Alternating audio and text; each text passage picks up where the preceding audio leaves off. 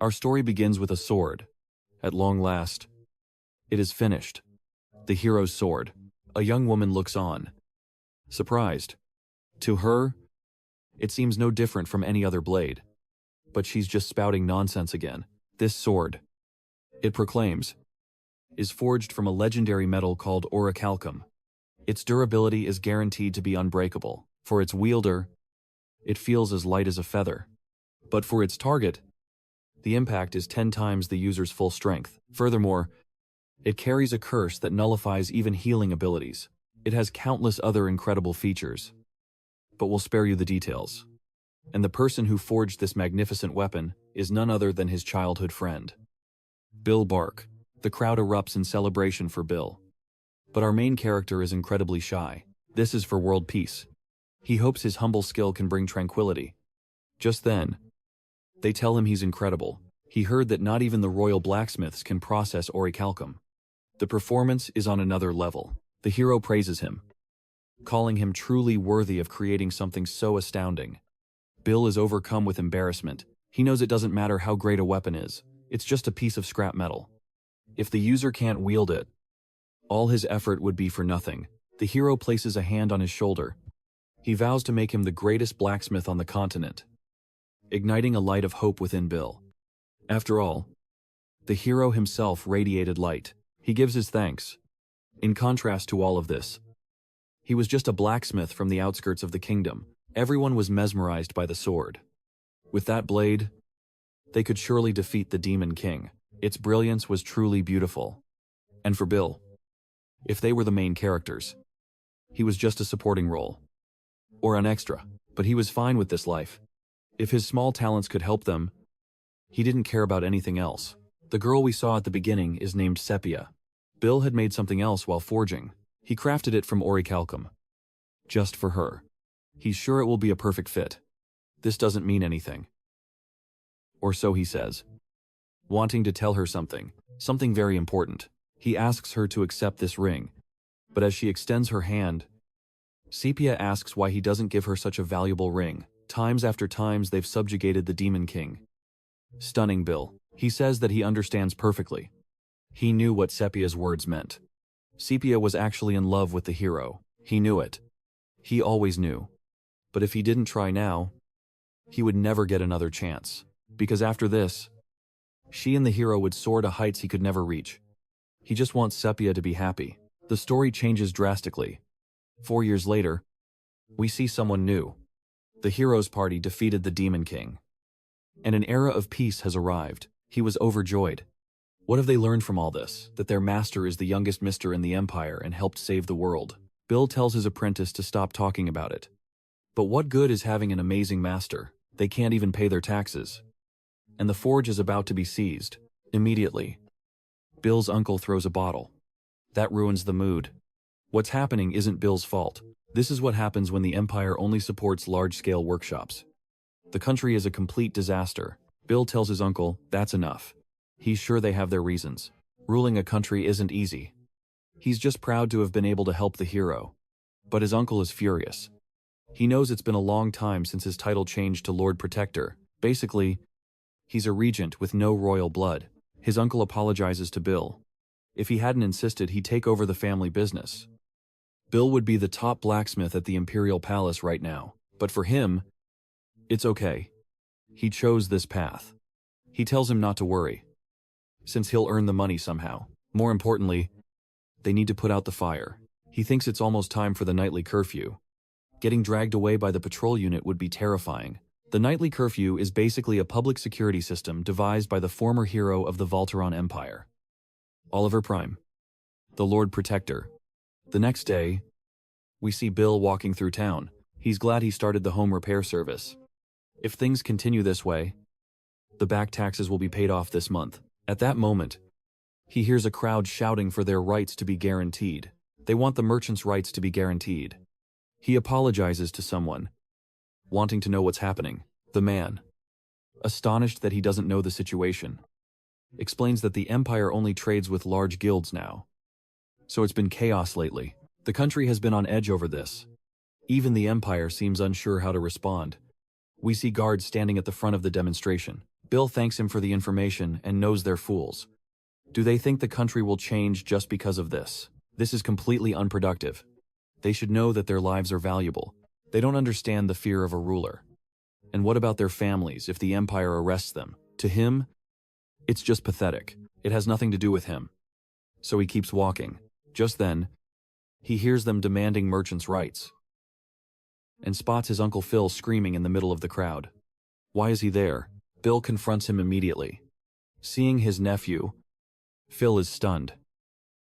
But the general announces that due to the citizens' misconduct, by order of the Protectorate, martial law is declared. Effective immediately. The unit presents their weapons. Standing at attention, they are ordered to charge the protesters and begin cutting down the unarmed people. Everyone starts to flee in terror. A man right next to Bill is struck down. He freezes in shock. His Uncle Phil is immediately captured. Screaming out Bill's name for help, Bill grabs his uncle. "I know a shortcut," he says. As they bolt through the alleys, he knows this is bad. The guards have orders to kill them if necessary.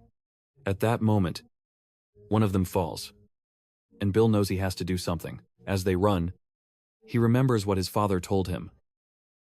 The first day he ever went to the forge, he realized something special. He possesses an ability that no one else can see. He can perceive the complete structure of every building around him. And there it is. He sees the weakness, and with a single strike of his hammer, they create some distance. Bill glares back at the guards who are ordering them to stop, but he's already counting to 3. Knowing what's coming next. 2. And as he hits 1, the foundations of the houses crumble, crushing all the guards beneath them. They have to keep running and get to safety. When they reach Bill's house, his anger boils over. His mind is a chaotic storm. He can't understand what just happened. Why did this happen? He doesn't know what to do. His Uncle Phil says he's sorry, but tells him not to worry. Their forge is in a remote location. But first, he needs to explain what Bill demands. That protest site. What the hell was going on? Phil admits they don't know the details either. But the Empire's response was far beyond anything normal. Bill tells him he felt it too. How the country is devouring its ordinary citizens. He understands. But he begs his uncle to never get involved in the citizens' movement again. Phil tells his nephew that the country needs them. But Bill retorts that the Protectorate should be the ones thinking about that. Why is his uncle sticking his neck out for everyone? He's scared. He knows how much Bill hates these situations. His mother and father were drafted as combat engineers, and they both died. His childhood friend, Sepia, he lost contact with her when the war intensified. The suffering of common people is a deep, painful wound. He knows it all too well. That's why he works so hard. They won't lose the forge, even without protesting. Do you think the others aren't fighting to survive? Can't we just endure a little longer? Bill asks, tears in his eyes. Is the country more important than your family? If I lose you too, what am I supposed to do? But his uncle apologizes. He promises to never give him a reason to worry again. He tells everyone that he's sorry, and that starting today, he's leaving the citizens' movement. The others understand completely. Family comes first. They were also planning to leave, thinking they'd have to risk their lives. They all miss their own families. The next morning, everyone is sleeping peacefully. His uncle dreams of apologizing to Bill again. And Bill is happy. Thanking God he finally convinced him. He doesn't want him to worry. He won't let his uncle blame himself for the forge. At last, their lives will be stable again. At that moment, Imperial soldiers burst into the room, their weapons aimed right at them. Everyone in the forge is under arrest for the crime of treason. Bill is completely stunned. As they are led out, all of them are tied up. He knows something is strange. If the Empire knew they were at the forge, they would have raided at dusk or dawn. Plus, it's a remote area. It's impossible they found it by chance. The real question is, how did they find this place? Wait. This is different from what we agreed. Suddenly, he sees the boy who worked in his forge. The boy pleads that his master didn't participate in the movement. In that instant, it clicks. He can't believe Tom would do this. Tom betrayed them. Why did you do it? Why in the hell did you sell us out? They said they would only take the master. Tom cries. Your uncle is useless. The forge is about to be seized.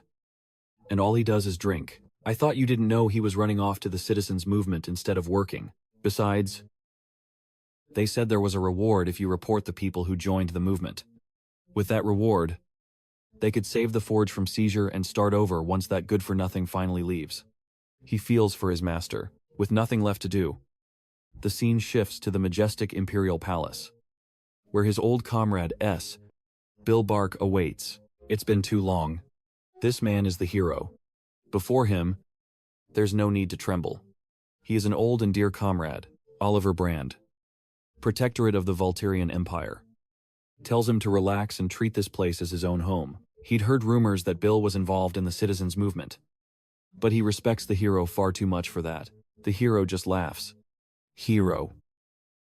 What a nostalgic title. Bill Bark is probably the only one who still calls him that. In fact, his non-involvement in the citizens' movement has already been proven. A citizen testified to his innocence. He was just making a little joke.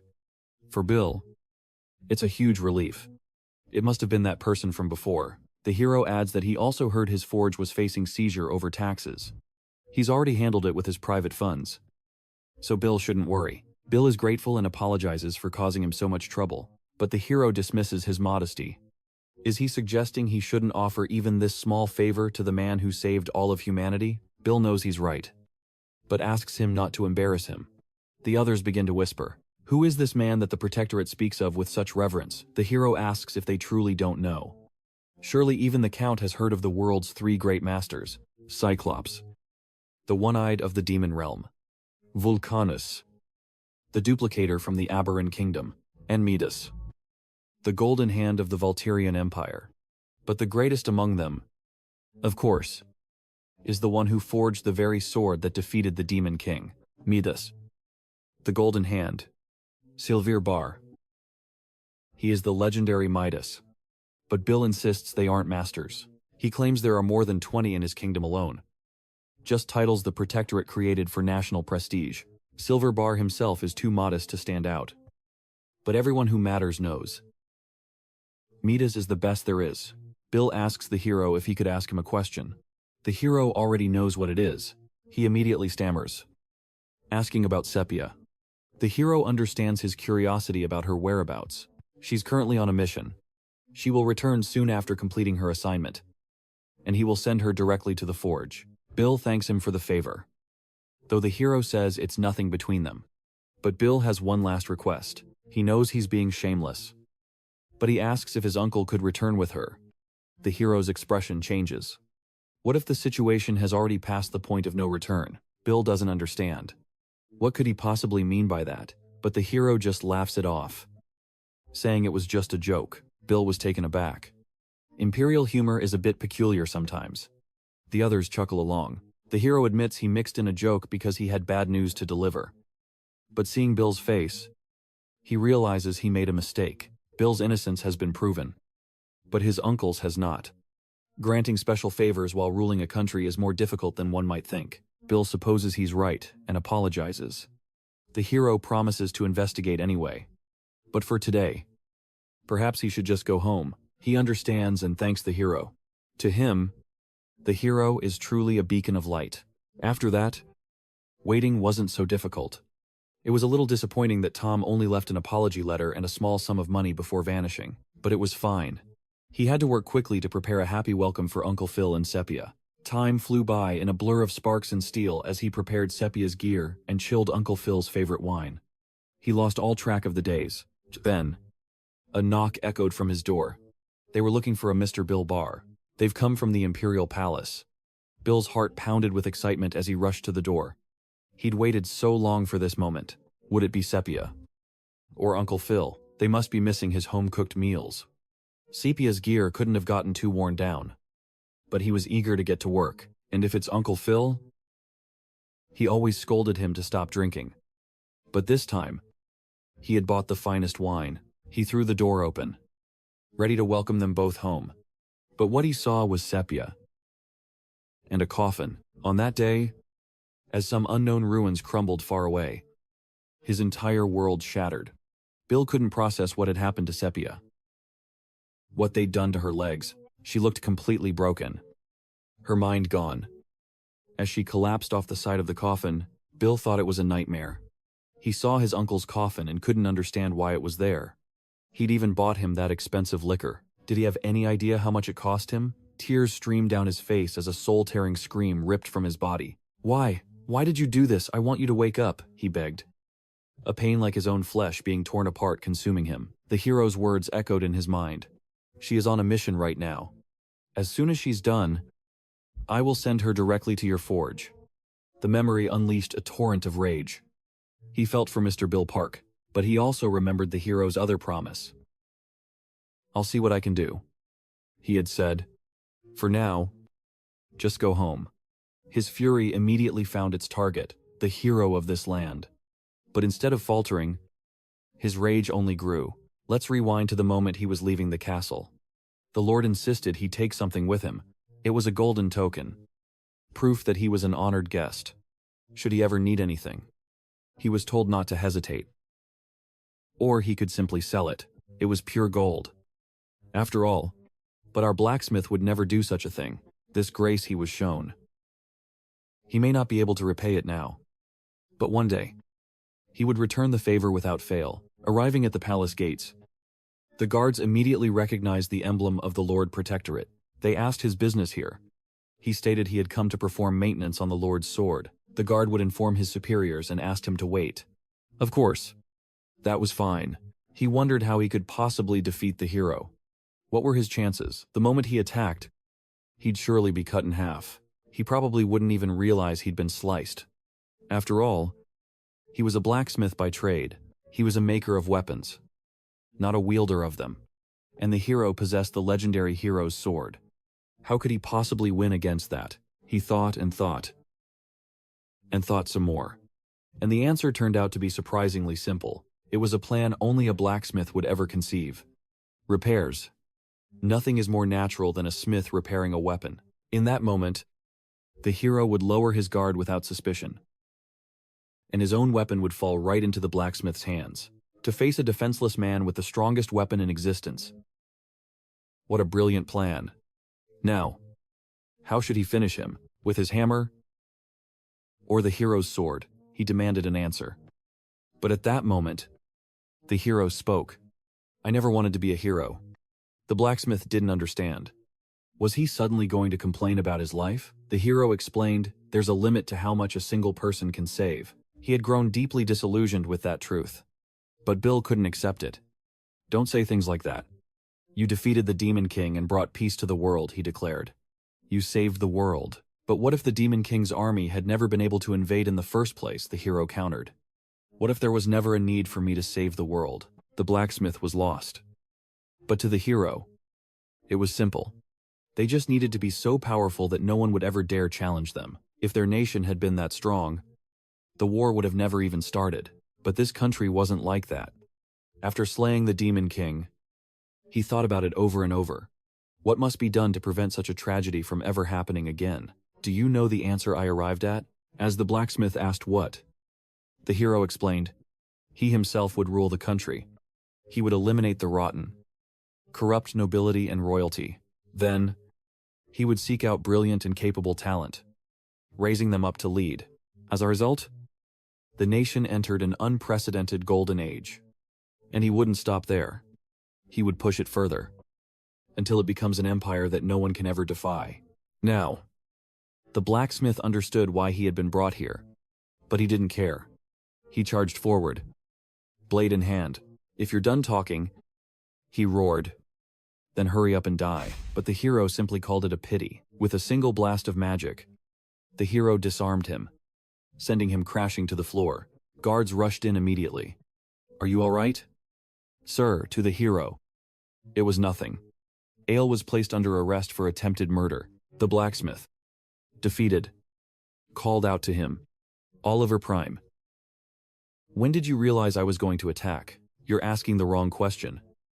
Bill, the hero replied, did you really think someone who single-handedly defeated the Demon King wouldn't sense your killing intent? The question isn't when did I realize, But why didn't I strike you down even after I noticed? And that's because I want you as one of my own. That offer still stands. So, will you take my hand? Yes or no? Bill couldn't believe it. Was he serious, even after he had just tried to kill him? If that's the case, I want you to answer one more question. Then I'll decide. Oliver was amused. To make a counteroffer in this situation, how interesting. I will answer truthfully. What is your question? The blacksmith's voice was heavy. It's about Sepia. Why did she end up like that? The hero's face grew somber. Sepia. She was also incredibly capable. She cut through 200,000 of the Demon King's forces. In the final, desperate battle against him, she lost her legs. But even with such a grievous wound, she never despaired. We defeated the Demon King, and peace finally came to the world. But that peace was shockingly brief. Once humanity lost the Demon King as a common enemy, they turned on one another, each pursuing their own greed. As you well know, the kingdom soon fell into a state of war. At the time, our power was lamentably insufficient. We had no choice but to send even our heroes to the front lines. All of them. Except for her. Do you know the loneliness of being left behind? While all your comrades go off to fulfill their duty, consumed by a crushing loneliness, she reached for something no one should ever touch. And just like that, she returned to the battlefield. He had seen the side effects of black magic himself. It had become a long and tragic story. So, what was his answer? Bill demanded to know. He just gave one. But why didn't he stay and help her? Sepia was his comrade. Yet he let her fall into that state. Why did he do it? Why did he let her shoulder all that pain alone? She lost that leg fighting right beside him. He is the Lord Protector. He holds the power and the influence. He could have helped Sepia. So why didn't he? Remembering his friend. His voice cracked. She needed you, Oliver scoffed, saying, "Are you suggesting I'm responsible? And who are you to decide that? If you were so worried about Sepia, why didn't you go to the battlefield yourself, while he was out there saving the world? What were you doing? Enjoying the safety that he provided? The best you can say is you were hiding in a tiny workshop, forging a stupid sword. And you still dare to raise your voice to me. You dare lecture me on responsibility. You pathetic blacksmith." But Bill called him a coward. A petty little man running from his duty. The hero began to laugh. Running from responsibility, he mocked. Then, his entire demeanor shifted in an instant. With a flash of steel, he severed Bill's arm. Why should he take responsibility? He asks. For something that is now completely useless to him. In recognition of her past service, he would at least spare his life. He can live the rest of his days shouldering all the responsibility he wants with that single hand. As he walked away, leaving Bill broken on the ground, returning again. Sometime later at his home, there was a knock on the door.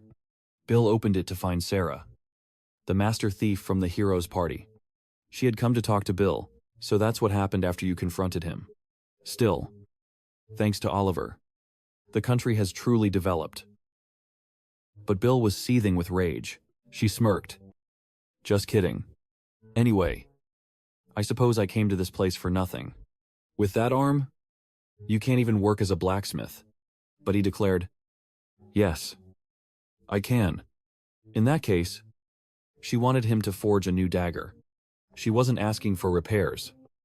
And this wasn't an act of pity. She was going to tell him the real story about Sepia. But just this once. Sarah knew it was a fair price. How much for the dagger? She asked. The cost of the materials. And the story of Sepia. The deal was struck. With that, Bill went straight to the forge. That hero truly twisted the story to his advantage. She always knew he was hiding something, recalling what she told him. The story began with how Sepia truly lost her leg. She asked Bill if he really believed Sepia simply failed to dodge the Demon King's attack. Sepia? Who was the second fastest? Right after her, the Demon King was incredibly fast and strong. He was swift. But what made him terrifying wasn't his speed. It was his raw, destructive power. There was no way Sepia would lose both legs at the same time just from that ring falling. The truth is, Sepia didn't fail to dodge. She chose not to. In order to protect the hero who was right below her. The memory resurfaced of Sepia grabbing the ring. The reason she returned to the battlefield later was because the hero himself came and begged for her help. I'm going to become the new Lord Protector. And I must win this war. But the tide is still against me. With you, I can turn things around. She apologized, saying she didn't think she could. What am I supposed to do with this leg? Oliver Prime told her not to worry. He presented a grimoire they had found in the demon territory. With this, she would not only walk again, she could become even stronger than before. But she realized at once, it was black magic. Black magic is a forbidden power that should never be used. But he grew angry, demanding to know what the problem was. Is that what really matters right now? We are comrades. Would you truly refuse me over something like this? How could you? After everything, she thought of them all as more than simple comrades. But she still refused. Sepia was terrified and had to cover her mouth. She didn't know what she was saying. I'm sorry. Just pretend this never happened. Before leaving, he told her to wait a moment. She was going to help him. In that instant, his entire expression changed. She would help Oliver Prime. Returning to the present, the ring had fallen from his hand. Landing at Bill's feet, he said to Sepia, "Let me see your hand for a moment. This belongs to you. If you wear it on your finger, you'll never lose it again." But the moment he went to place it on her, it fell again. That's strange, he thought. It doesn't fit. I made it to be a perfect fit. But when he saw her thin fingers, her whole body trembling, he didn't know why. Crying, she clutched the ring. He was furious. His dear Sepia. Where did it all start to go so wrong? When he took that boy as an apprentice. When he let Sepia leave without a word. When he placed a sword in that hero's hands. Or perhaps it all began the moment he first picked up a hammer in this cursed forge. Every choice he'd ever made now tightened around his throat, proving just how powerless he truly was. What a worthless human he had become. And in that moment, Sepia gently cradled his head. A comforting gesture. He couldn't believe she was trying to console him right now, not after he'd done nothing for her. He made a vow. Instantly, he shot to his feet and seized his hammer. Whatever it took, he would see this through. Without fail, as he left, he informed Sarah she could pick up the weapons in 2 weeks. Sarah told Bill that back then, she was powerless to stop Oliver from using Sepia. That meant a part of the responsibility was hers, too. So if he ever needed help, she wanted him to call her. She would help him. But only once. But by then, our main character Bill had finished his forging, ensuring that his revenge would be carried out to perfection. We cut to another location, where a group is assembled. Hans states that they must report on today's mission. They'd received intel from villagers about repeated explosions near the town. Their mission to investigate the source of these blasts. It could be illegal research, weapons testing using explosives, or preparations for some kind of major crime. Now that they understood the situation, they had to remember they were still students. Their focus was reconnaissance to complete the investigation, not to engage in pointless fights. Understood. They arrived on the outskirts and saw felled trees, but there was no scent of gunpowder. This allowed them to rule out the possibility of a mage. The sawdust around the trees hadn't scattered much. It seemed the explosions had occurred very recently. The culprit likely hadn't had enough time to get far. She considered mount magic or teleportation. But this area was too close to the village for that. If they had an easy escape route, they would be setting off blasts farther away, where the villagers couldn't hear them. The professor agreed with her assessment. Hans, Telv, Lin, and Fionn had all analyzed the situation brilliantly. But they were still missing a critical clue. The suspect had no obvious means of transport. Just then, another explosion echoed, and they saw our protagonist practicing with a sword. This was the best he could do. He was exhausted. They were expecting a mage, but found a novice swordsman instead. At best, his combat ability was that of some random bandit. There was no need for all three of them to get involved here. They all agreed. Their leader announced the mission had just changed from reconnaissance to arresting a criminal. But unless he was officially wanted, they couldn't just label him as such. And in that moment, he saw it. The target's name Bill Barr. Occupation blacksmith. He didn't understand the long list under special observations until he saw the charge attempted assassination of the Lord Protector. He alerted his team at once. That man is the criminal. Bill Barr. Considering his special observations, capture is preferable. They all knew exactly what that meant. Capture is preferable was code. It meant that he could be killed. It also meant he was strong enough to attempt to kill a Lord Protector. They launched their assault. A 3-on-1 blitz from the very start.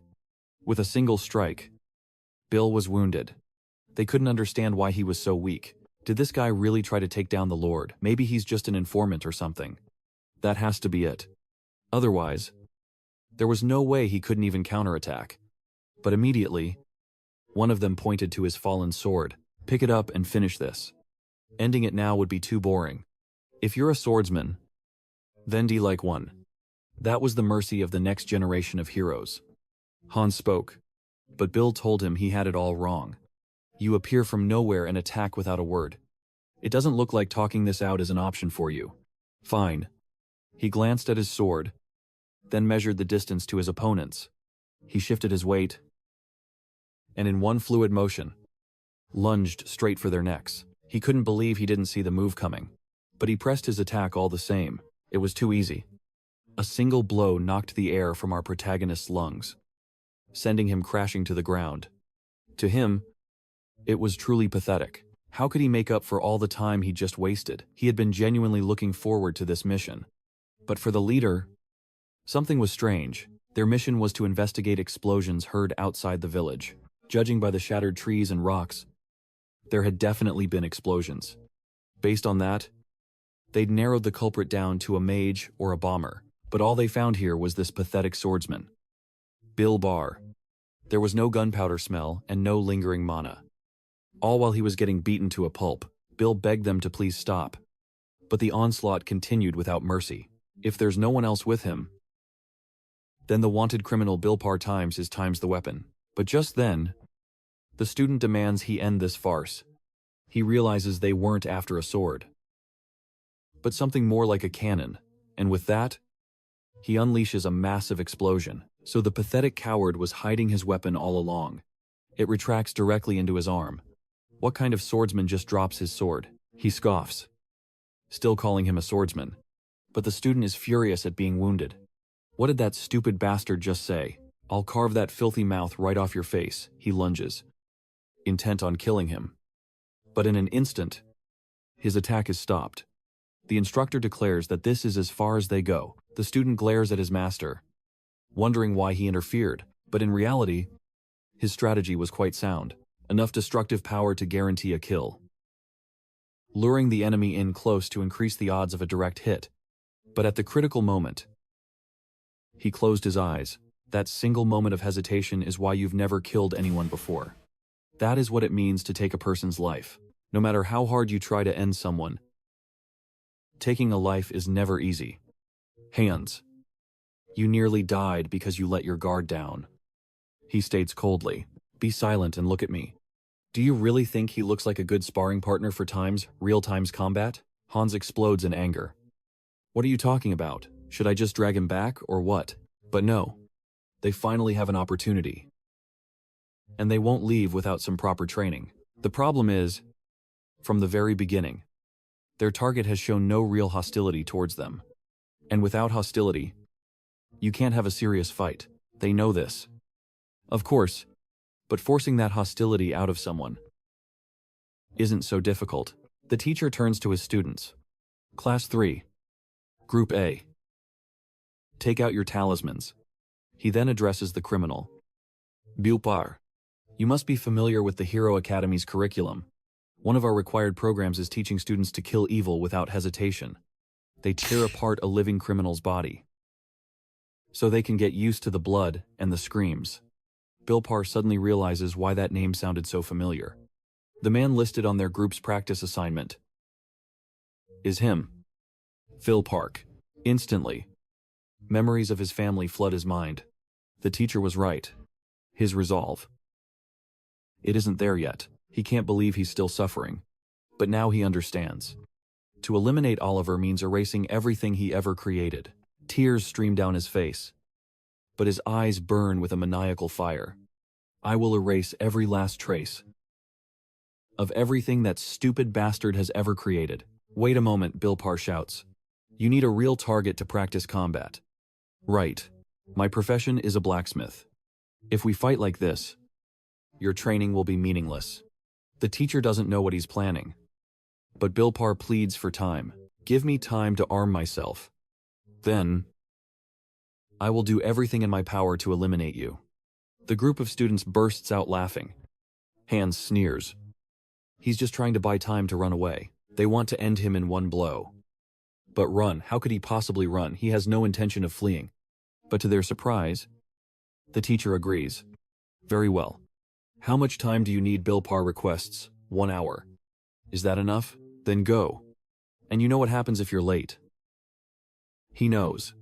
They'll feed his body to the pigs. The students taunt him as they idly toy with the severed finger. How will they make up for the extra credit they just lost? They'll just have to wait a little longer. The female student is getting bored. But just then, a hand grabs hers, pulling her forward as her own hand is crushed in an instant. It's a full suit of armor. 35 of 2 remaining is all that's left. She screams in agony. Kill that bastard. Make it as painful as possible. The students immediately rush into attack. But the moment they strike, it's like an Iron Man suit. No. This armor is a masterpiece. Even the professor is surprised. This is impressive. What are we supposed to do against an enemy with a shell? This tough one wonders. They have to aim for the joints. They already know that. The joints connecting the armor plates are usually just cloth or thin chains. But as their attacks land, they don't leave a single scratch. The joints repel their blades completely. This is unbelievable. Stop playing around and die, she screams, launching a powerful blow straight at his head. But when the attack connects, nothing happens. You have a soft heart. Even in a situation like this, you aim for the hand instead of the head. A fool who still holds back her killing blow. Her fellow students, however, launch their attacks with true killing intent. With a single kick, he sends the girl flying. As she hits the ground, the others swarm him, stomping and striking. But their blows don't seem to do any damage at all. Their only thought is to break the joints. That's the only way. But Bilpar's voice rings out, mocking the future heroes. Look at you. Ganging up on me 3-1. This is a dirty fight. But rules only matter when the battle is fair. They're trying to snap his neck. But he holds firm. The girl attempts to break his arm, aiming for the most painful submission possible. As the other pins him down, and this is all supposedly just part of training, he tries not to hold it against them. But our protagonist decides he won't let them have the upper hand. It's time to end this little game. His armor begins a strange transformation. Vents open up, and razor-sharp spikes shoot out from its surface, wounding everyone clinging to him. The joint locks were all part of his plan. He yells at the professor, asking when he plans to intervene. But the instructor merely points back at his students. He launches an attack with his new armor, but they manage to dodge it just in time. He quickly realizes his sword's reach is too short. If his blade can't even touch a student, how could he ever hope to defeat that monster? At this rate, he'll never be able to reach Oliver. He can't rush this. It's just like forging steel. You can't create a masterpiece with a single strike of the hammer. So he tries once, and again, and again. He has to keep pushing until he lands a hit. And finally, his attack connects. He's ecstatic, but Hans just scoffs, saying he's overreacting. It was nothing more than a lucky shot. He asks Hans and Lin how they should settle this, if they have any ideas. But our protagonist already has a plan. Instantly, he unleashes his attack. A shower of nets rains down, trapping every single one of the aspiring heroes. They can struggle all they want, but not even the strength of an ogre could break through this mesh. To Hans, this guy is a complete fool. He can't break out either. If they don't get back in time, the Academy will send a search party. Time is on our side. Hans declares, But did he really think our hero hadn't considered that, with ease? He shatters the mesh. He asks Hans if he knows why he sprang that trap. For the same reason as him. He also needed some real combat practice. He tells him to stay away.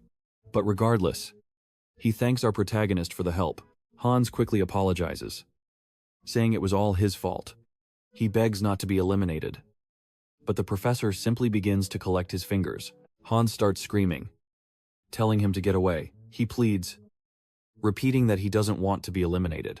He screams for his teacher, begging for help, but in that instant, his head is sliced clean off by that very same professor. With a crazed look in his eyes, he turns to Bill Parr and tells him that he has just passed the test. The girl screams in utter terror, not understanding what just happened. This is insane. How could he do something like that? But the moment she tries to speak, she's obliterated by a single blow. The other student barely has time to register the horror before he suffers the exact same fate. May the departed rest in peace.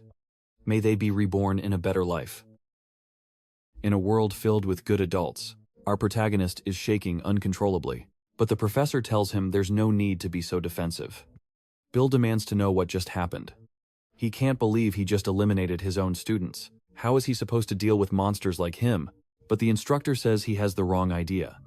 Those kids were the type who truly deserve to die. Still, dying under torture is a pitiful end. It's far better to send them off without any pain. Our protagonist immediately lunges, but the professor dodges with ease. Just as he thought. This is his attack pattern. He tells him to listen carefully. He came to this place specifically to meet him, effortlessly dodging his strikes. He reveals his hatred. For the Guardian Knights, the feeling is mutual.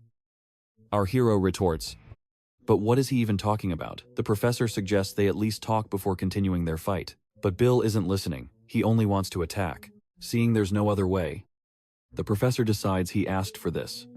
He lands a devastating blow to his armor, and everything goes black for our protagonist. When he finally wakes up, he can't believe he's still alive. He has no idea where he is, or what happened to his armor. He overhears voices. We need to inspect the northern passage tomorrow. There haven't been any issues until recently. He grabs the nearest object to use as a weapon. He doesn't know what he can do, but he keeps listening. Someone mentions the direction of the wind has changed. He's left traces behind. That could be dangerous. I told him so. We need to be more cautious from now on. Who has the key to the warehouse? I think I saw it in the kitchen. Another voice chimes in. His control over his strength is insane. That's just how Master Barhan is. Someone replies. Draco demands more alcohol, but they warn him to stop. You're going to die young at this rate. He insists he knows his own body. As they're all talking and distracted, we see Chipia playing a game. Suddenly, someone touches her arm. Are you finally awake? She asks. In an instant, our protagonist reacts by launching an attack. It's all right. He orders everyone to stay seated, revealing he had already blocked the attack. The others erupt in fury. Is he trying to get himself killed? But the man tells Bill Barr that he must be confused and afraid. He can forgive him for bringing Lady Sepia to this place unannounced. They believed her presence would put him at ease. He introduces himself as White Tyler, the leader of the Eastern Anti-Imperial group, and gets straight to the point. He asks if Bill will join them to expel the Guardian Knights. Bill doesn't understand, suggesting that with his skills, he could also join, but Tyler cuts him off. No. Their goal is to slaughter the Guardian Knights. Bill is stunned. The leader explains it will be easier to kill the Guardian Knights who have seized power. So, how about this instead? They work together only until the Knights are expelled. After that, Bill can do whatever he wants with them. He calls it a collaboration, extending his hand as a sign of their pact. Everyone holds their breath, waiting for his decision. Bill immediately grabs the man's hand and pulls him close. A collaboration. With the bastards who tortured his uncle, he tells them to get lost before he kills them all. His killing intent is suffocating. The man simply says he has it all wrong. Those fingers were from something else entirely. But then he adds that this is good. It seems Bill really has the resolve to eliminate the Guardian Knights all by himself. But before that, is he even certain he can face them head on? A chilling fear begins to grip him. Bill declares he can do it with his own 2 hands. But in that moment, he's hit by an immense phantom pain. How is he supposed to do anything when his arm and hand are gone, and Sepia and his uncle? They're dead too. Another man tells Bill that's enough and introduces himself as Edric. He reveals that all 5 of his own fingers are missing. He asks, why not hear them out to the end before making a choice? The scene shifts. As condemned prisoners are told to take up their arms, by the will of the merciful Count, whoever defeats the Count in battle will receive their freedom. A man pleads with his Lord Count. They are just commoners who joined the protests. They're ordinary people who don't even know how to fight. They just wanted their demands heard. But the Count simply orders the prisoners to be brought forward. They are the loves of their lives. Their parents. Their families. The reason he respects his comrades, he says, is because they earned it. Before taking up arms, they were no different from these prisoners. Farmers, carpenters, merchants, miners. He doesn't care what any of them used to be. If they can't decide to take up a weapon now, then he will personally awaken their fighting spirit. By placing a hand on one of their wives, instantly, a man lunges to attack. But the Count hurls the woman at him and impales him with a spear. But the wounded man, with a swift counter, ends his opponent's life. What are you all just standing there for? The Count roars. You have to intervene to help them, and with that, everyone charges forward to attack him. The moment he throws his weapon, he eliminates them all with terrifying ease, wearing no expression at all. To him, being weak is the ultimate sin. This is Sahir. Once the weapon master for the hero's party, Count Sahir now commands the regular army under the Lord Protector and oversees the defense of the territory. As long as Sahir remains on the battlefield, the Lord Protector himself has no need to intervene. Bill realizes Sahir wouldn't make a move alone. That's right. The man confirms. Can the revolutionary army truly face Sahir's might? He asks. But the other man just laughs. How foolish. Defeat them with what? Does he truly believe they can clash head-on with the regular army? He doesn't even know where they are. Bill guesses they're in a meeting room. But that's wrong. He starts to detect the scent of damp earth mixed with faint mold.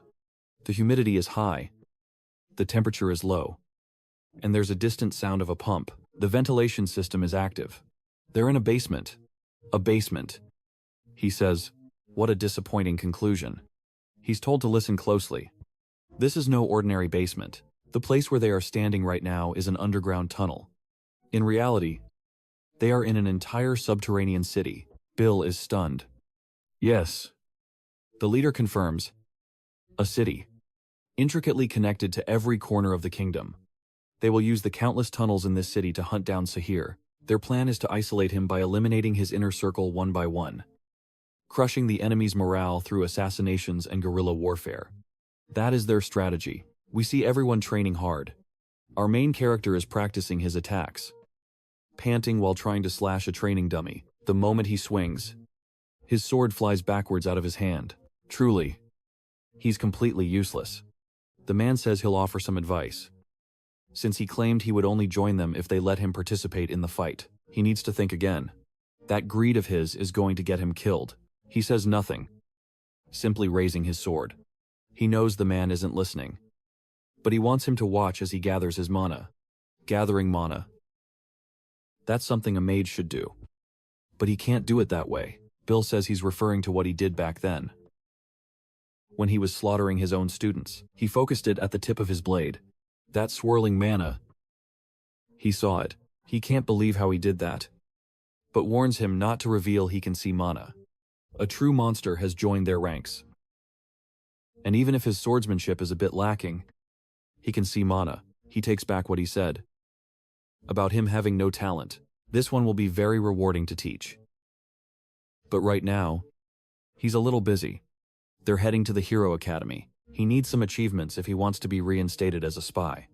This is the captain of the Lightning Assault Unit, Barhan. We're heading to the Kandazir fiefdom. All personnel will divide into 3 squads and search everything. They are to use signal magic immediately if they find a single suspicious person. Understood. They all walk through the area, and he feels like he's being watched. In that moment, he attacks a bush. But it was just a rabbit. He should probably take it. But then, a shout rings out that they've found him, and all the guards rush towards their location. But in that moment, they realize, where did everyone they were chasing go? And beneath their feet, trapdoors swing open, dropping them all into a pit. Just like that, an entire squad has been completely annihilated. This is the captain of the underground assault unit, Draco of the Burag Moke. The others have no idea where they are, or how everyone is disappearing. One soldier immediately tries to launch a magic signal, but he's instantly silenced and thrown into the hole by one of the girls. The Shadow Intelligence Unit's Squad 1 has been eliminated. The remaining guards have no idea what's happening. They've been caught directly in nets. The trap the rookie set was incredible, and he's pleased. He was told to keep a close eye on this rookie, and now he understands why. If they surrender now, their lives will be spared. Don't get any funny ideas. Just lower your weapons and take off all your equipment. But in that moment, he realizes there's one man just standing there. He knows the Count is on another level. He's willing to leave this on good terms. But first, they need to be taught a lesson. At that moment, Bill signals to fall back. With that single attack, he takes the man's head in one clean strike. The Lightning Assault Unit must prepare for battle.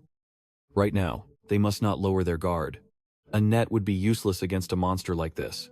They have to stay right here, above the surface. Bill realizes his mana capacity is on par with Barhan's. No, it's even greater. Hunting mole crickets is truly a nuisance for him. This is the commander of the Royal Guard of Count Sahir's fiefdom, Qasim. She knows that build, that appearance, and that massive blunt weapon. That's definitely Qasim, Basir's right-hand man. If they face him head-on with their current forces, they'll be completely wiped out. But there is one way to do this. They must divide to the left and right and deploy a flanking formation. They all launch their attack at once.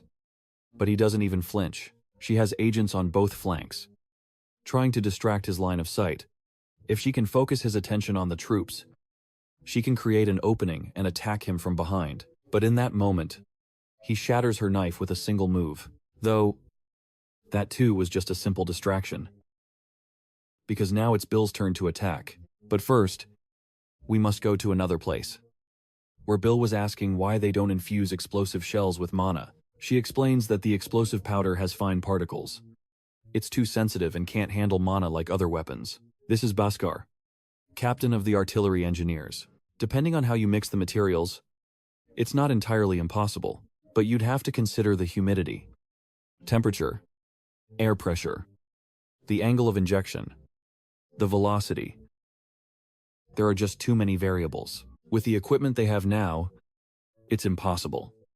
No matter who tries, if someone could actually do it, she supposes only a god could achieve it.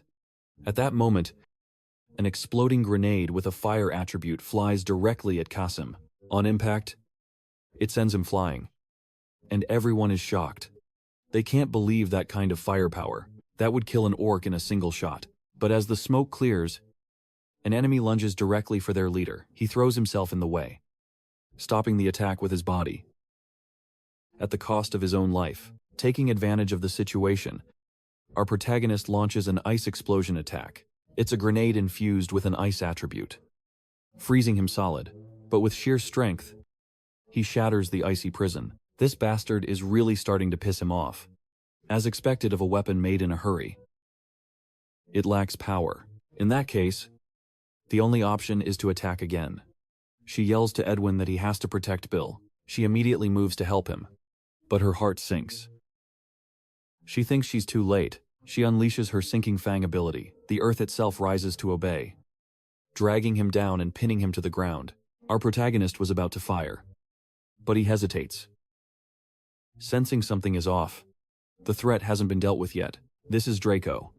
He tells the rookie he has no special talent. But as expected from Draco, the genius of the East, his timing is unbelievable. He can't lower his guard. Not against Kassan. He realizes the immense threat before them. This is Kassan, the right hand of Basir, the captain of the Knights. He's hooked a big one, and a grin spreads across his face. In that instant, an attack erupts from below. And Kassan is free. What kind of monstrous body is this? He leaped from that depth without any effort. He lands with an earth-shattering explosion, his fury radiating outwards. They are pushing him to his breaking point. For him, just killing them won't be enough. First, he'll crush their legs so they can't run. Then, he'll torture them, grinding every bone in their bodies to dust. Without a moment's hesitation, our protagonist prepares to launch his attack, but Draco screams at him. Are you crazy? What kind of sniper fires from this close? He needs to stay back, but the hero insists. There is one. They worked. The fire explosion. Then the ice explosion. They worked. Draco doesn't understand what he's talking about. He tells him to stop spouting nonsense and leave this to him. Suddenly, he commands the earth to open and swallow our hero, pulling him into a newly formed chasm. Everyone, get away from him. As soon as possible. Kassan knows they are barely a threat, even if they all attacked at once. Fighting him one-on-one, this is just plain stupid. He's too young to know his limits. But Draco knows one is enough. He slams his hand on the ground and unleashes his infernal pit, causing everyone around to fall as he remains standing at the top. Another annoying trick. Kassan scoffs. He'll just climb back up. But in that moment, a mountain of earth surges towards him, sealing him in an earthen coffin. The attacker thinks, it worked. Since everyone has retreated, now he too should hurry and get away. But he sees our protagonist standing there, and has no idea what he's doing. I went through the trouble of digging you an escape tunnel. There's no time to hesitate. That earth was created with magic, so it will disappear very soon. He needs him to listen. They have to leave right now. But the main character calmly says, you're right. It's already gone. With a roar of fury, Kassan breaks free and begins to run. He's going to eliminate these stupid moles. Draco urges him to take the escape route immediately. Our protagonist readies his weapon. But Draco yells, what is this stupid rookie doing? You have to run. He watches in disbelief as Kassan closes in for the kill. But our hero can see all the mana flowing through his body. He unleashes his thunder burst once more. The blast strikes Kassan's armor dead on, tearing a massive hole in it. Enraged by the attack, our protagonist charge, gathering momentum and leaping into the air to eliminate him with his mace. He will smash him into dust, but just before the attack can land, our protagonist has once again managed to escape. Draco screams at him. Are you insane? Why do you keep acting like that? But he knows that even at his current level, he has no chance against this guy. He must stop wasting time and regroup. Meanwhile, Bill is simply thinking about what he must do. He needs to increase the total supply from the mana stone. Use troll blood as a catalyst to insert a small mana binder inside, and compress the mana even further. That will enormously increase the density of its release. Kassan is still screaming, demanding the cowards show themselves. This time was not enough. But next time we meet, I will definitely catch you. They have successfully escaped. Back in the meeting room, they discuss the incident. Kassan appearing out of nowhere led to some horrific casualties, but they still managed to avoid total annihilation, thanks to Draco and Bill. Bill asks what their next plan is. A woman named Els finds him a bit impatient. I was just about to explain. She says, first, she's going to find the Shadow Reconnaissance Unit. She doesn't need many troops. The objective is to sow fear, to make them never know when or where they'll strike. First, they will attack once in the eastern forest. Then, they'll strike the northern forest, and let a single soldier escape on purpose. That lone survivor will become the spark that ignites terror everywhere. Whispers echoed through the castle walls as the grim news spread. The 7th Patrol had been ambushed. Rumor has it, only Damien managed to crawl back alive. The patrol duty was now a source of sheer terror. Those damn moles. The rumors spread like a plague. And soon, everyone was avoiding patrol duty. Honestly, being a guard was supposed to be the perfect job. All they wanted was to be night guards, to stand watch all night long. They believed they'd be safe inside the walls, but exhaustion was setting in, and they had no idea when the next shift would arrive. But at that very moment, the underground assault unit made its move. What they didn't know was that a tremor and a massive explosion were about to erupt from right beneath them. The subterranean tunnel that connected directly to the fortress had been obliterated. Meanwhile, Draco could only laugh. Their objective was a complete success. Next, they would strike the east again, and then hit them from the south. Shifting scenes to another castle. We see guards nodding off. When suddenly, one is struck awake. Cassin, I want you to assemble the patrol unit. They were going hunting for those damn moles that had become such a nuisance. This was all part of the plan. Once Cassin grew impatient and started searching for them himself, Draco's men wouldn't ambush him. No. They would let him wander all over the place. Draco didn't understand the strategy. He argued they needed to capture Cassin to draw out Sahir. Not yet. The leader replied. We need to tie up a few more loose ends first. Once Cassin made his move, they would cease all operations outside the wall. His men were digging everywhere, but had found nothing. Cassin was growing frustrated. While he wasted his time outside, they would eliminate his officers inside the walls. First, they would plant a seed of unknown terror called rumor. Second, they would use sleep deprivation to wear them down. And third, even the officers would begin to die. Cassin ruled his soldiers through fear. But a new, greater fear was causing him to lose his grip on them all. Back with Cassin, he has gone directly to see Count Sahir. The Count notes that he's heard things have been unstable lately. The rumors circulating about Cassin were not good. He'd heard the soldiers were no longer obeying his orders, that they were taking him lightly. That's not true, Cassin retorted. Who would dare to disrespect the man you yourself appointed? But Sahir said nothing, simply tearing a paper in two. His anger flared as he struck Cassin hard on the shoulder. Are you saying I'm mistaken? He snarled, his voice dripping with menace. Sahir leaned in close. I had my reasons for putting someone as incompetent as you in charge. Now prove that you are useful. Back in the meeting room, the team knew that Cassin was finally isolated. This would be the last day for Sahir's right-hand man. The only question was, who would be the one to take Cassin down? Selvia suggested Lord Barhan or Rena would be good choices. What does everyone else think? Draco knew, with 1000% certainty, that Cassin was an absolute monster. It had to be Lord Barhan or Rena. But just then, Bill interrupted. I'll go, he declared. I can handle him. Draco was skeptical. And how exactly will you do that? Don't you remember? He didn't even flinch from my attacks. Bill's eyes lit up with excitement. But the two of them were talking about completely different things. Do you have a secret trick up your sleeve? Draco asked. The only reason I failed last time was because those magic bullets were improvised. Bill explained. This time is different. The upgrade is complete. A look of fear crossed Draco's face. And if it doesn't work, he pressed. What then? You'll waste this perfect opportunity we worked so hard to create. He knew Draco was right. If they missed this chance, who knew when another one would come? But Bill was resolute. If I fail this operation, I will give you my right arm. The room fell silent. Stunned. That's insane, Draco muttered. But their leader just grinned. If that's how you want to play it, then let's hear your plan. Meanwhile, a furious Cassin was storming through the fields. He finally spotted them. Those damn moles. It was Draco and Bill. He immediately charged his weapon, preparing to unleash his light cannon. Cassin carried that club for one reason, to smash moles. Just like in the game. He's coming, Draco yelled, immediately trapping Cassin's weapon in the ground. But why wasn't his power absorption working? The monster was holding on with pure, brute strength.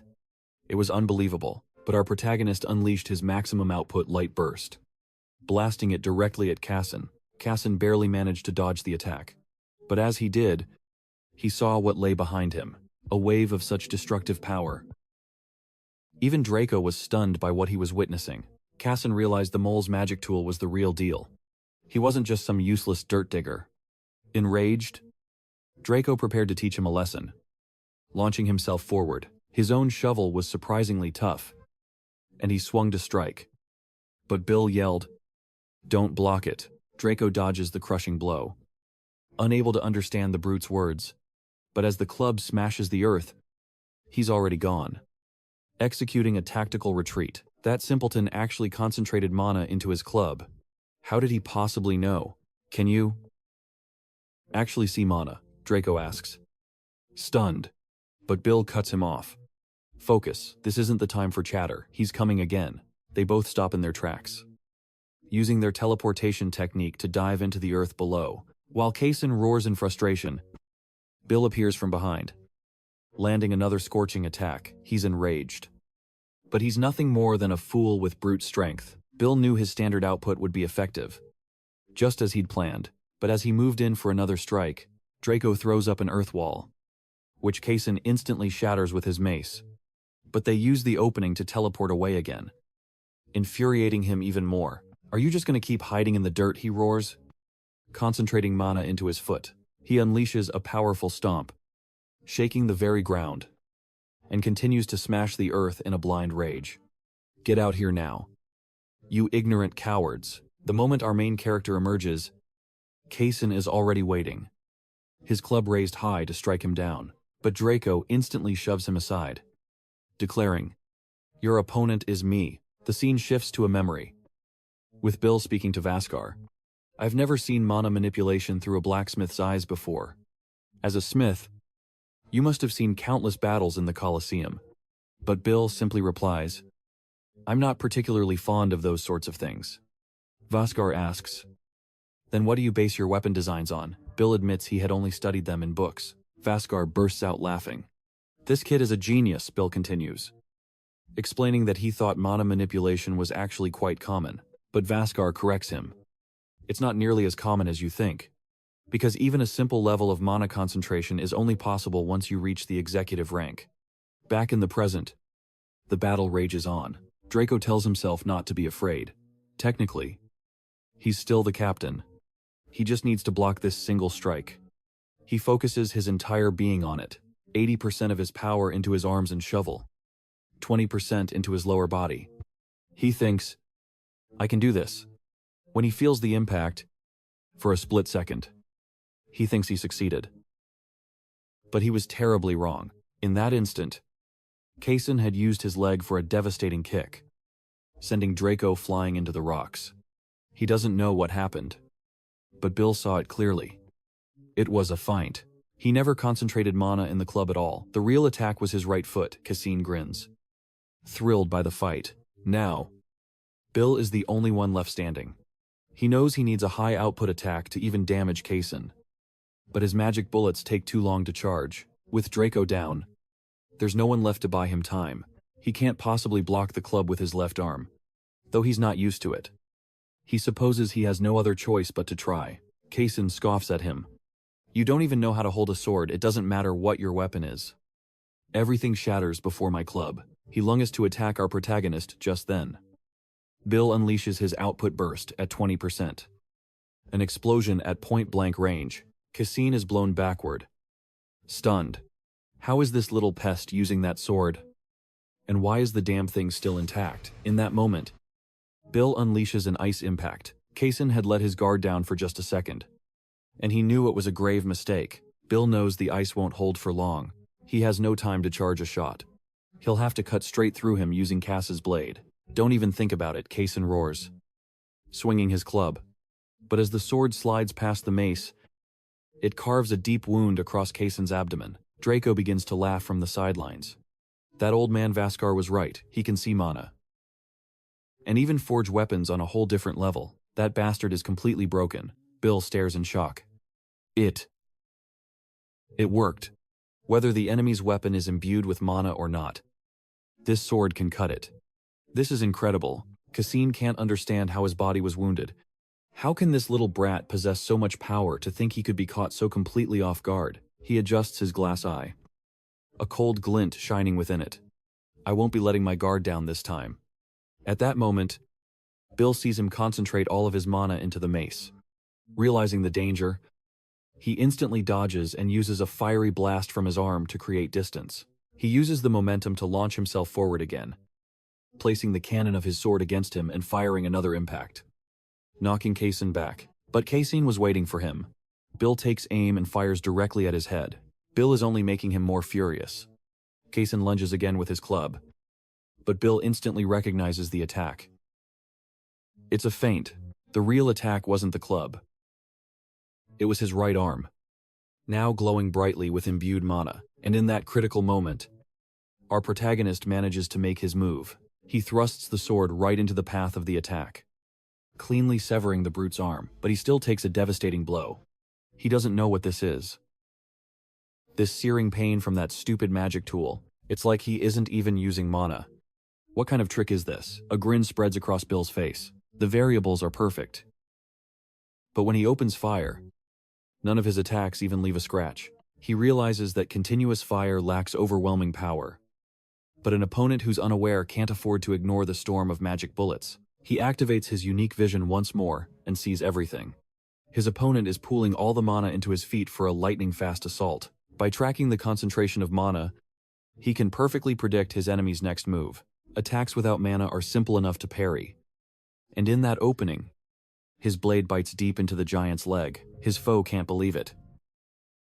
How was his attack blocked again? This level of swordsmanship, it shouldn't be enough to pierce my armor. The giant can't believe a blade that sharp even exists.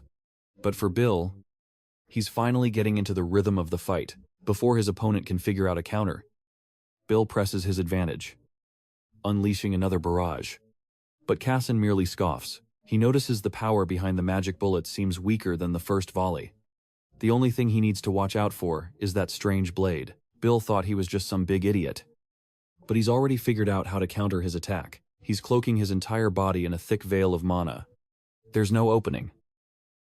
How can I attack now? Suddenly, the giant charges forward. He can't tell what attack is coming.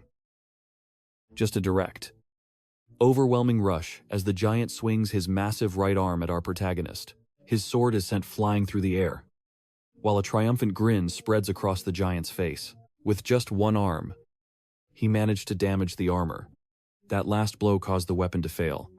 Even with only one eye, Casson is a terrifyingly strong man. He savors the taste of victory. His gaze lands on the fallen sword. He'll claim that weapon for himself. A man of his strength has already figured it all out. A clumsy, unpredictable fighting style, and a fine weapon that is utterly wasted on him. He's the one. The mad blacksmith who tried to assassinate the head protector. Count Sadgir once said, "The greatest blacksmith in the Valteron Empire resides here." The very man who forged the equipment for the hero's party. But that smith was far too proud to craft decorative weapons for nobles, or mass-produced gear for common adventurers. He refused to do anything just for money. So his legendary forge was left to gather dust. In the end, he went mad. He tried to steal the royal treasures, was captured by the head protector, and then attacked him. The head protector was generous to let a criminal like him go free. But this ungrateful fool continues to play his little mole games in the dirt. As a protector of justice, I, the great Casson, shall deliver your sentence in the name of the Count and the head protectorate. I sentence you to death. You are condemned, and I will eliminate you now. But in that instant, he's gone. That Sayre. He has such a bad habit of lying.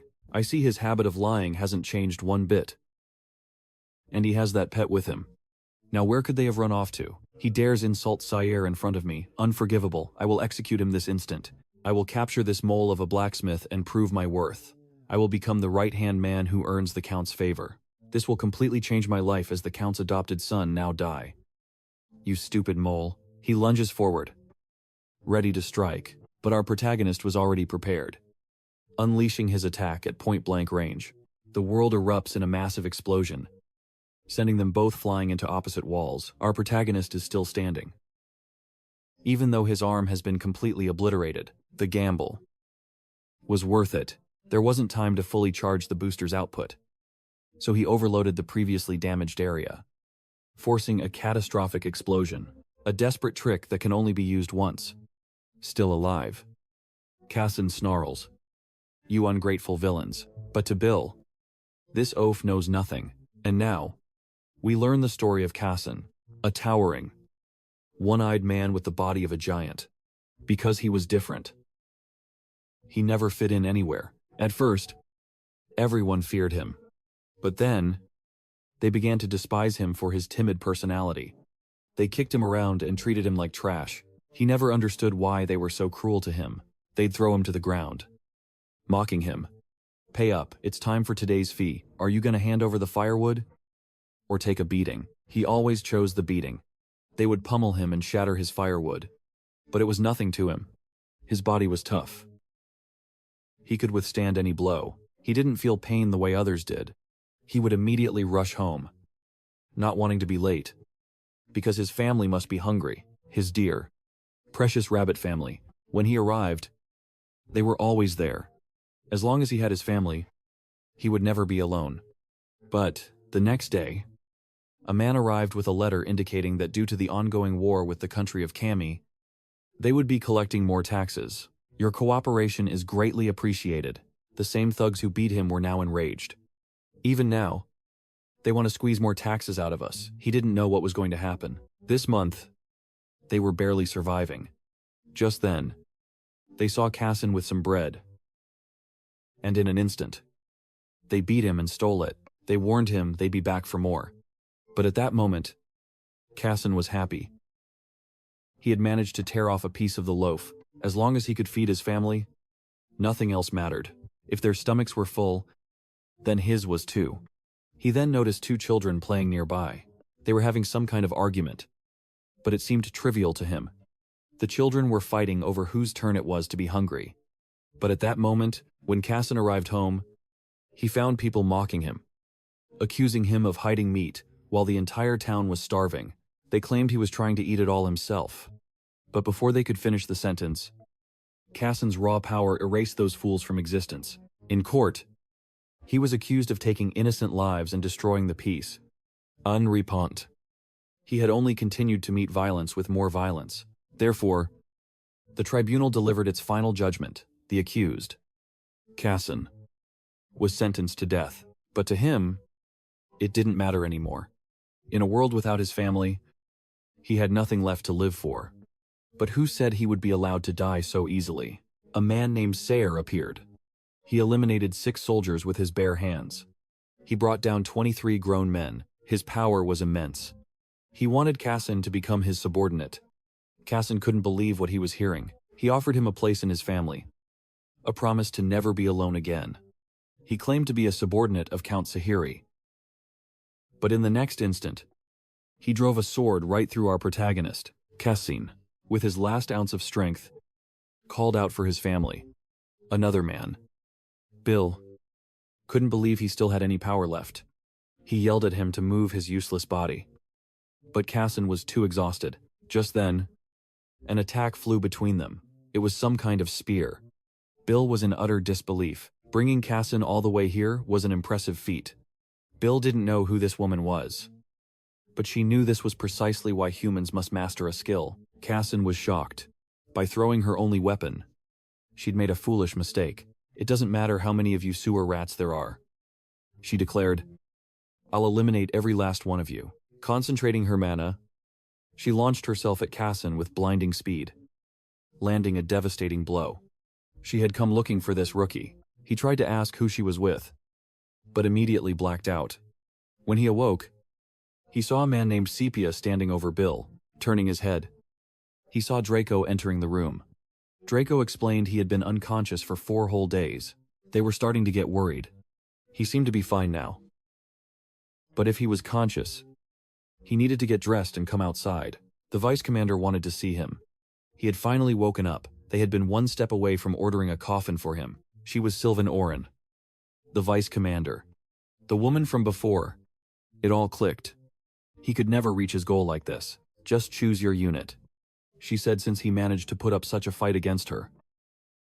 She would reward that achievement by giving him a choice. Orion told him that for surviving their encounter, she was giving him a unique opportunity, but he didn't even know what units she commanded. For her, that wasn't a problem. She would explain everything right now. First, the Baran Lightning Assault Unit. They are frontline troops who strike first, divert attention, and shatter enemy ranks. Second, the Lena Shadow Intelligence Unit. Experts in information, espionage, and assassination, who change the tide of war from the darkness. Third, the Sopro Field Medic Corps. Healers and clerics who save the chosen and send them back to the battlefield. Fourth are the Baskar Artillery Engineers. experts in explosives and traps. They forge new paths and destroy old ones with equal ease. And finally, Draco's subterranean assault unit. They dig tunnels deep underground, causing tremors and collapsing enemy defenses from below. From these 5 divisions, I suggest you choose one. So, which will it be?